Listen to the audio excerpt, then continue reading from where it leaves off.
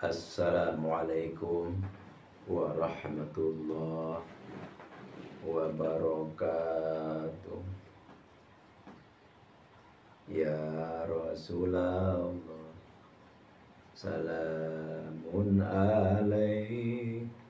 Ya Rafi'ash syani wa daraji, atfata ya jirotal alami, ya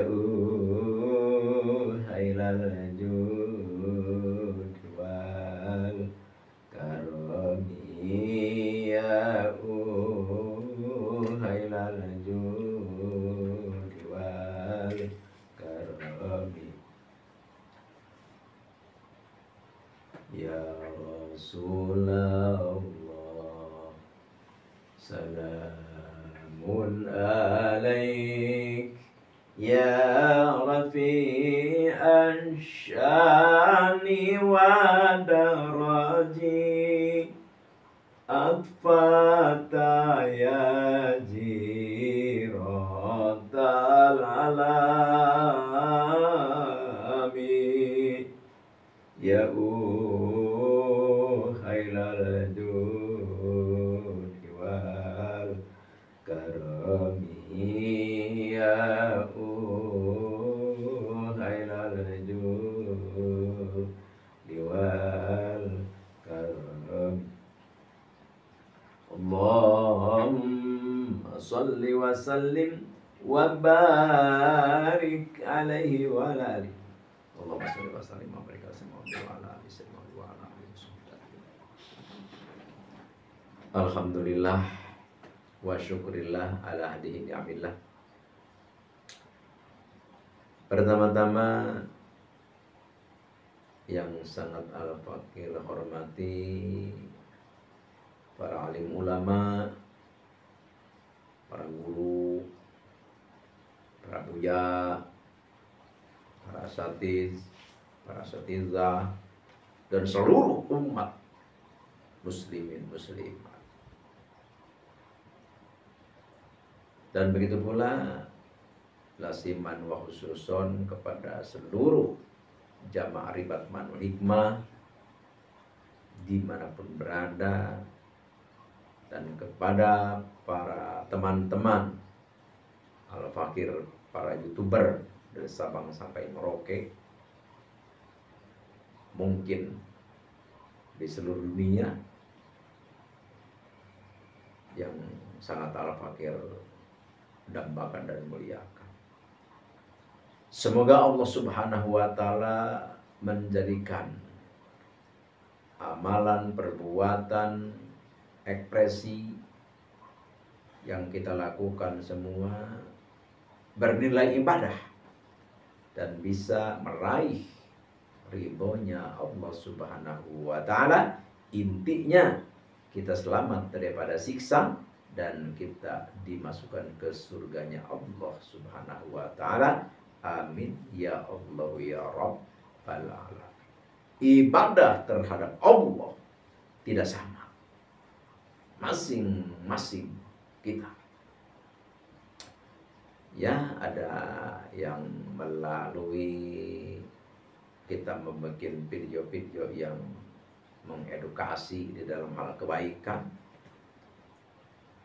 tentang masaklah. Orang yang tidak masak, belum bisa masak, akhirnya teredukasi oleh kita, jadi pada bisa masak. Terus berbagai macam tentang pertanian, tentang kerajinan, tentang pengalaman, yang macam-macam lah.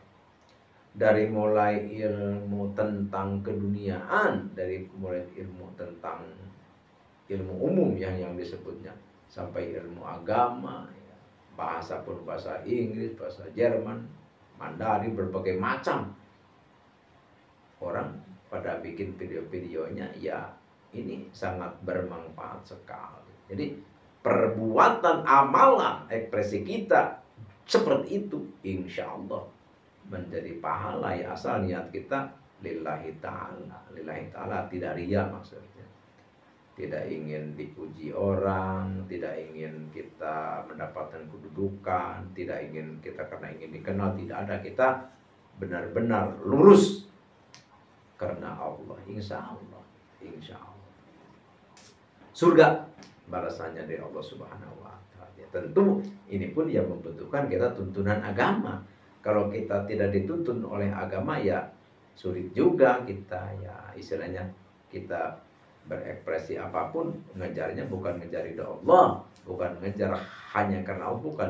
Ya itulah, mengejar kedudukan lah, mengejar kekayaan lah, mengejar pujian lah, mengejar kemasyhuran lah, ya berbagai macam. Jadi kalau kita niatnya seperti itu, ya kita tidak mendapat pahala. Boleh saja kita bisa mengejar kekayaan, bisa kaya, mengejar ketenaran, bisa saja tenar, mengejar pangkat, bisa saja berpangkat, mengejar kemasyhuran, bisa saja kita mencapai kemasyhuran itu sendiri. Tapi untuk di akhirat, nol, tidak ada apa-apanya. Tapi kalau kita niatnya niat lillahi ta'ala, niat lurus karena Allah saja, kita ingin mengedukasi, ingin berbagi, benar-benar seperti itu, ya dunia dapat, insya Allah akhirat pun pasti dapat, insya Allah. Amin ya Allah ya Rabbal Alamin. Tapi ala fakir punya prasangka kuat, insya Allah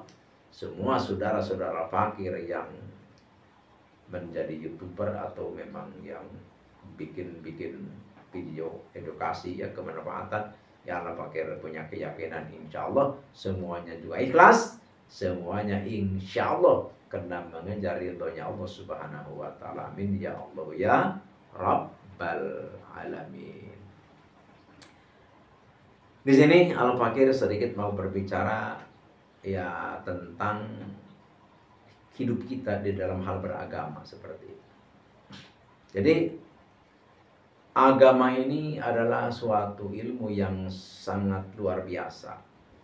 Jadi kita belajar tentang ilmu agama dari lahir, seandainya sampai kita meninggal pun tidak akan kita bisa untuk namanya sempurna. Tidak akan bisa. Karena Allah memberikan ilmu kepada kita, Allah memberikan wawasan, pengalaman terhadap kita, itu adalah qalila, hanyalah sedikit saja. Firman Allah di dalam Al-Quran, a'udzubillahi minasyaitonir rajim, bismillahirrahmanirrahim, wa ma utitum minal ilmi illa qalila. Jadi tidaklah Allah Subhanahu wa Ta'ala memberikan ilmu kepada setiap insan, kepada setiap manusia, individu manusia, ya terkecuali sedikit. Ya maksudnya tidak dikasihkan seluruh ilmu bisa, enggak. Makanya kita tidak pantas untuk menyombongkan diri karena keilmuan kita. Kita tidak pantas untuk bertolak pinggang, merasa hebat, merasa gagah, merasa pintar karena kita hafal hadis, karena kita hafal Al-Quran. Dengan apa yang ada ilmu di dalam diri kita itu hanya sedikit. Tetap banyak ilmu-ilmu, pengalaman-pengalaman, wawasan-wawasan yang kita tidak ketahui, orang lain mengetahuinya. Jadi setiap manusia diberi oleh Allah menurut porsinya masing-masing. Oleh karena itu kita harus saling menghormati, saling menghargai, saling memuliakan, juga saling mengambil manfaat di antara kita. Jadi artinya kita jangan merasa lebih pintar, kita jangan merasa lebih baik, kita jangan merasa lebih bersih suci. Jangan, tidak. Jadi kita di hadapan Allah sama saja. Orang yang mulia, orang yang hebat hanya satu. Apa? Orang yang bertakwa dengan sesungguhnya kepada Allah. Ya, oleh karena itu banyak orang yang pintar, wah luar biasa pintar. Maksudnya ilmunya di atas rata-rata seperti itu. Tapi ibadahnya kurang, takwanya kurang, ya tetap kurang efek gitu. Tapi ilmunya biasa-biasa, tapi memang dipakai takwanya, waroknya benar-benar, ilmu fikih, tauhid, tasawufnya benar-benar dipakai, walaupun ilmu tidak begitu banyak, banyak yang menjadi waliullah. Alhamdulillah. lillahi rabbil alamin. Jadi intinya ilmu, pengalaman, wawasan yaitu adalah akan berguna, akan mewujudkan suatu wujud yang luar biasa kalau kita amalkan. Jadi ada pepatah kata ya. Jadi al ilmu bil amal kasyajar bila samar. Jadi ilmu yang tidak dimanfaatkan, ilmu yang tidak dipakai itu adalah seperti pohon yang tidak berbuah. Walaupun pohonnya besar, walaupun cabangnya rindang, walaupun jadinya subur, ya ilmunya banyak, besar, pengalaman hebat seperti itu. Tapi bila tamar, kalau tidak diamalkan ilmu, seperti pohon yang tidak berbuah. Jadi tidak ada urusan dengan besarnya, bagusnya, hebatnya, suburnya tanaman. Kalau tidak berbuah ya tetap tidak berbuah. Ilmu juga seperti itu. Ilmunya hebat, luas, segala bisa, tapi kalau tidak diamalkan sama seperti pohon-pohon yang tidak berbuah. Nauzubillahi min dzalik. Jadi di sini ada ilmu 3 diantaranya ya. Ilmu yang fardu ain itu 3, yaitu pertama tauhid, fikih, tasawuf. Ilmu tauhid itu adalah ilmu asas, ilmu fondasi. Sehebat apapun kita ilmu, sedahsyat apapun kita ibadah, tapi kalau kita tidak bertauhid, tidak percaya adanya Allah, tidak mengimani rukun iman yang 6, maka tidak jadi apa-apa. Jadi kita seperti membangun rumah di muka laut, di permukaan laut, ya udah begitu ambil batu brus ke bawah.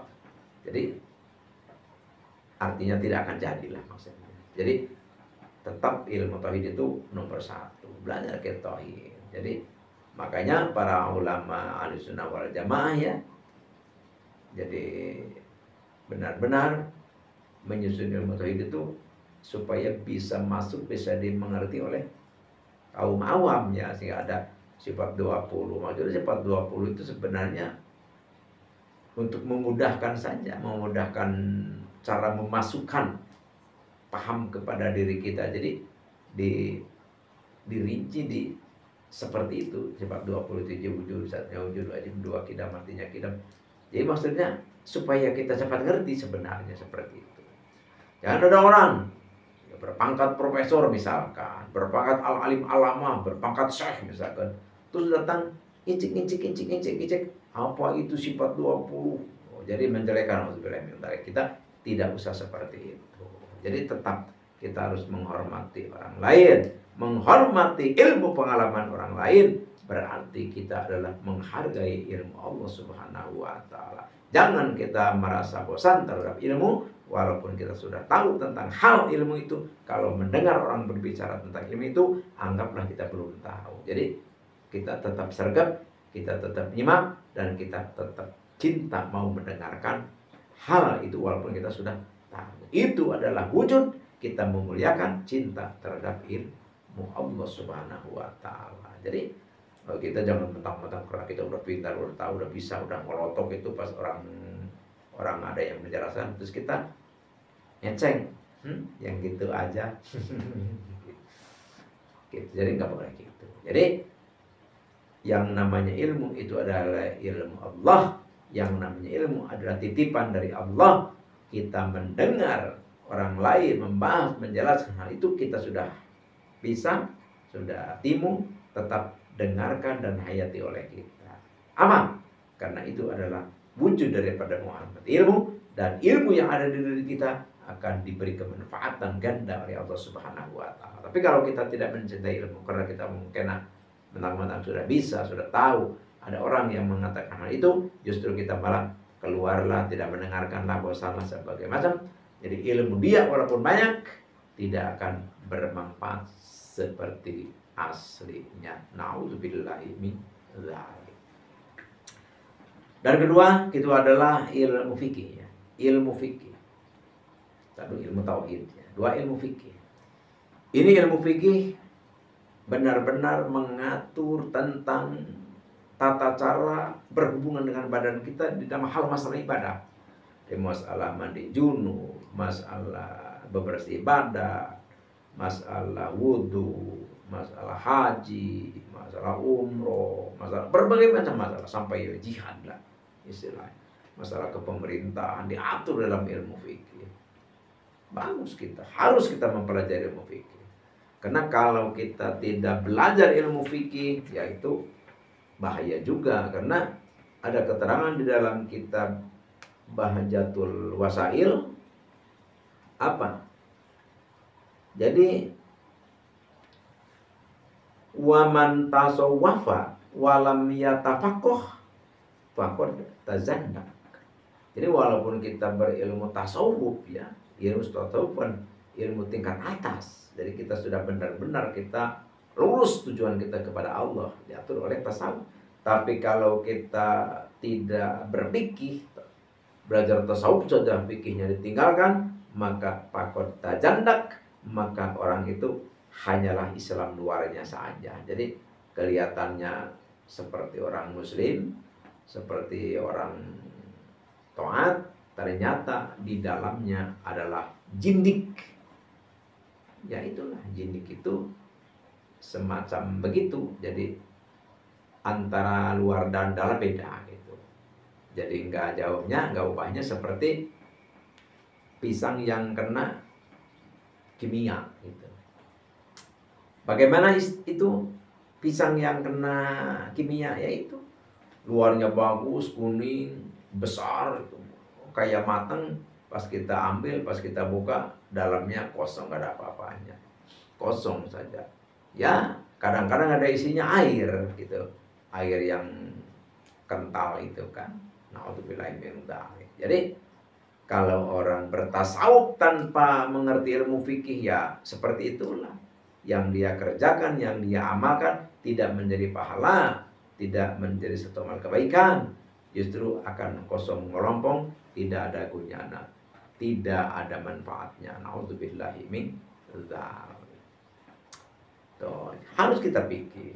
Tapi kita hati-hati juga, jangan terjebak oleh fikih. Terjebak gimana? Karena fikih ini kan kita pikir kalau kita satukan, kita kumpulkan, ya mungkin satu gedung tidak akan masuk, saking banyaknya. Mungkin jutaan ini kita pikir, paham pikir. Jadi setiap ulama berbeda. Ya kadang-kadang di kampung ada ulama 5. Ini ulama 5 ini pahamnya tidak sama di dalam hal fikih. Ini yang begini, ini yang begini. Salah enggak? Ya tidak salah, karena memang referensi keterangan tentang di dalam hal fikih sangat banyak gitu. Karena fikih itu adalah lebih cocoknya itu al-fiqhu dununun. Jadi fikih itu adalah merupakan suatu prasangka, pendapat, asumsi, pandangan. Oleh karena itu, jadi setiap ulama, setiap kiai punya pandangan masing-masing. Oleh karena itu, di dalam hal fikih berbeda terus gitu. Oleh karena itu, jangan ribut ya dalam hal fikihnya, dalam hal macam-macam lah. Seperti dalam hal mengecat rambut, dalam hal misalnya tolak 3, berbagai macam masalah lah. Misalkan sholat taraweh, terus rakaat saja dipermasalahkan, pasuratan juga seperti itu. Jadi tentang fikih itu seperti itu. Jadi kita jangan terjebak di dalam hal fikih. Terjebak gimana? Ya kita langsung ngegugulung fikih gitu, kita panu sampai rumah sampai penuh oleh kitab fikih.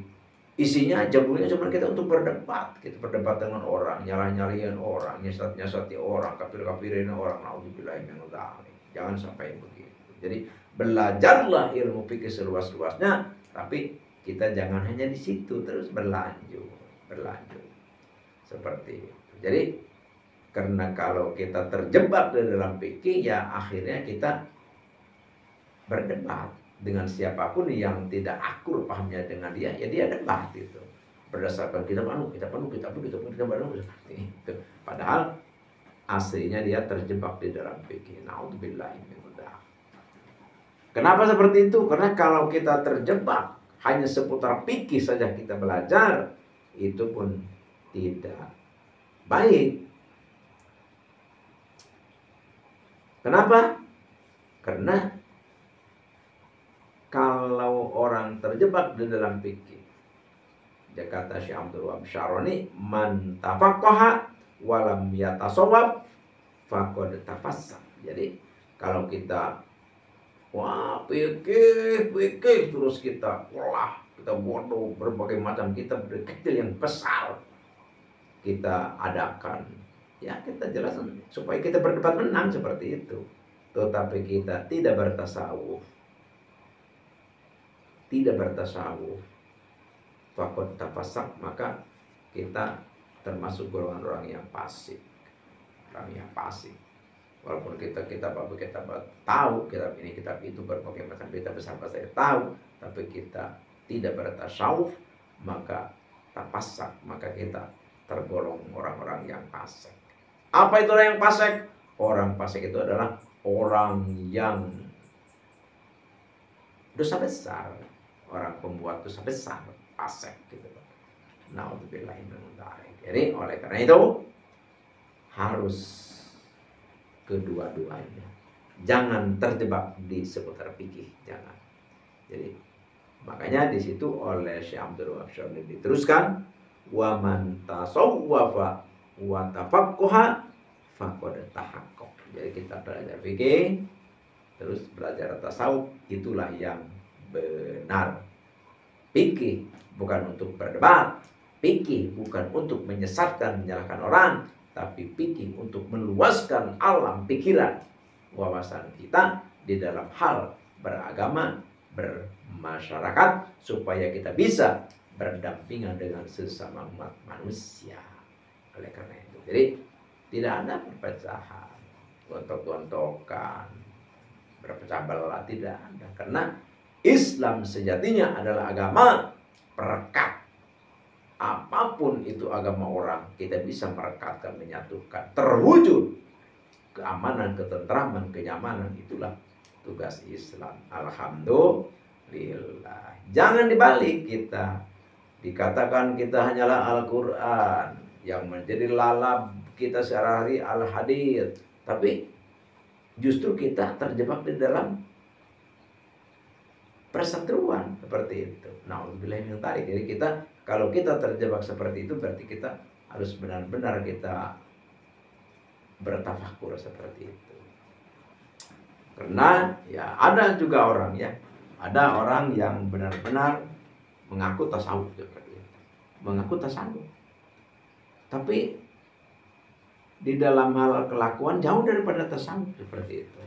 Karena yang dinamakan ilmu tasawuf itu, Syekh Nawawi Tanara Al-Bantani yang mengatakan di dalam kitabnya ilmu tasawuf. Jadi yang dinamakan ilmu tasawuf itu adalah huwa al-musaffi lil qulub. Jadi ilmu tasawuf itu adalah ilmu yang membersihkan hati kita.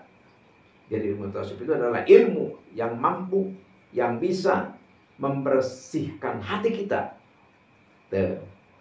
Makanya wali kaulihim, para ulama telah bersabda seperti itu semuanya. Jadi kalau kita memang berilmu tasawuf, ya berarti hati kita bersih, tidak ada kita rasa hasud, rasa riya, rasa godok, ya pokoknya kita sudah benar-benar bersih hati lah. Tidak ada permusuhan, tidak ada sengketa ini itu. Ya itulah gunanya ilmu tasawuf seperti itu. Dan ciri daripada ilmu tasawuf itu adalah ijtina dunia. Jadi tidak cinta dunia gitu. Jadi orang ahli tasawuf itu tandanya tidak mencintai dunia seperti itu. Tidak mencintai dunia. Apa? Ya misalkan tidak mencintai kedudukan, tidak mencintai harta benda, kekayaan, tidak memperjuangkan kepangkatan. Yang dia dunia aja punya ditinggalkan. Itu tandanya orang berilmu tasawuf. Tapi kalau orang tetap masih mengejar dunia, masih mengejar kedudukan, tapi dia mengaku ahli tasawuf, yaitu mungkin salah bicara seperti itu. Tuh, jadi di dalam ilmu tasawuf itu kan ada hadis Nabi yang mengatakan seperti ini. Ala wa inna fil jasadi mudghah. Wa idza salahat saluhal jasadu kullu. Wa idza fasadat fasadal jasadu kullu. Jadi tujuan ilmu tasawuf itu adalah apa? Jadi bisa menjaga, membimbing, mengatur hati kita. Jangan sampai hati kita itu bisa berjalan menurut sekehendaknya, diatur oleh ilmu tasawuf. Itulah di dalam diri itu ada hati itu. Jadi kalau hati kita itu baik, maka baiklah seluruh badan. Tapi kalau hati kita itu salah, jelek, biadab, maka akan rusaklah, biadablah seluruh badan kita. Jadi itulah tugasnya ilmu tasawuf. Tapi tasawuf udah tidak mau lagi ribut bermacam, tidak seperti itu. Terus di dalam ilmu fikih gitu kan, dalam ilmu fikih perlu, karena kalau kita tidak belajar ilmu fikih, sekarang satu saja tentang masalah sholat gitu. Kalau di dalam fikih disebutkan idza taraka ar-rajulu fardatan wahidatan muta'ammidan kutiba ismuhu ala babin nar fulan bin fulan la budda min dukhulin nar. Jadi disebutkan di dalam hadis, jadi barang siapa yang meninggalkan satu sholat fardu saja, meninggalkan misalkan fardu zuhur, kita malas nggak sholat malas kita meninggalkan sengaja gitu. Satu fardu saja, satu waktu saja kita meninggalkan dengan sengaja, maka kutibasmu, maka ditulis nama kita di atas pintu neraka itu. Misalkan yang meninggalkan sholat itu misalkan namanya Kirdun misalkan, tulis di atas pintu neraka itu Kirdun, begitu, harus masuk ke pintu ini. Jadi pokoknya tidak bisa tidak, Kirdun harus masuk ke pintu ini. Jadi langsung ditulis di atas pintu neraka. Satu kali saja kita meninggalkan sholat fardu, ini kan fikih. Jadi makanya fikih itu harus, tasawuf pun harus, tauhid apalagi. Jadi jangan kita terjebak dengan perdebatan, mujadalah, karena kepintaran kita di dalam ilmu fikih banyak kan. Akhirnya kita pendapatnya ini itu berbagai macam. Akhirnya bukan dipakai, tapi dipakai menyalahkan orang, dipakai merendahkan orang, dipakai melemahkan orang, dipakai sok-sokan. Itulah namanya terjebak di dalam ilmu fikih. Nauzubillahi min dzalik. Jadi hanya inilah yang Al-Fakir bisa bagikan, yang Al-Fakir bisa aturkan ya. Semoga bermanfaat ya, khususnya untuk Al-Fakir dan umumnya untuk orang-orang sebangsa Al-Fakir. Sekian, mohon maaf atas salah dan hilaf dan kekeliruan. Al-'afwu minkum. Innallaha ma'ana, Allahumma la tu'akhidna in nasina wa akhtana. Rabbana wa la tahmil 'alaina isran kama hamaltahu 'alal ladzina min qablina. Rabbana wa la tuhammilna ma la taqata lana bih. Wa'fu 'anna waghfir lana warhamna anta maulana fansurna 'alal qaumil kafirin. Assalamualaikum warahmatullahi wabarakatuh.